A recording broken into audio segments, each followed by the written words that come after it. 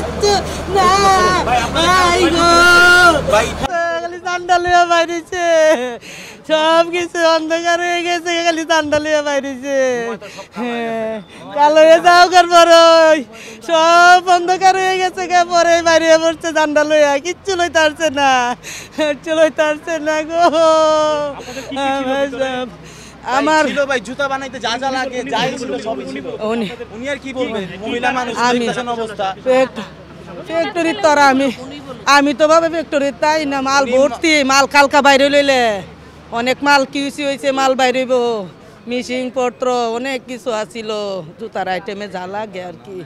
বুঝছেন আমি বাবা আমার এটার ভিতরে অন্তত 3 কোটির উপরে আছে আমার বাড়ির ক্ষেত পাথর বেচা সব ব্যবসা লাগাইছি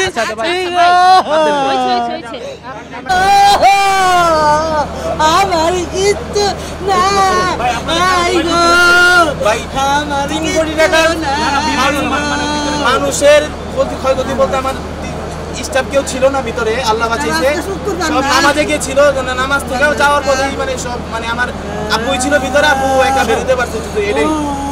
আমার কারখানার স্টাফ যা ছিল সবাই নামাজে ছিল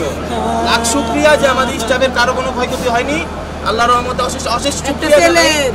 একটা ছেলে বাইরের সময় মনে হয় পড়ে গেছে কেন কি বাচ্চা ছেলে ছিল আর কি হাতে বাচ্চা ছেলে কতটুকু বাচ্চাদের মেডিকেল ভর্তি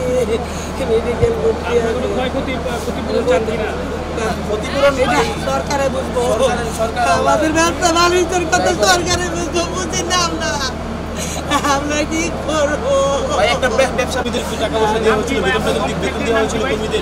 কর্মীদের বেতনের লাগে টাকা কইছে টাকা ছিল ফ্যাক্টরির নাম নূরজাহান স্যান্ডেল ফ্যাক্টরি কত টাকা ক্যাশ ছিল ওই জায়গায় ক্যাশ মনে করেন কালকা পেমেন্ট পাইছে কারিগরের টাকা দিব এটা গুড়াই আইনা রাখছে কত লাখ টাকা আছে তুমি সামনে কি করো কারিগরের দিতেছে কালকা মাল কিনবো কত লাখ টাকা আছে বাবা এটা আমি বলতে পারি কারিগরদের কি বেতন দিয়েছিল না এটা তো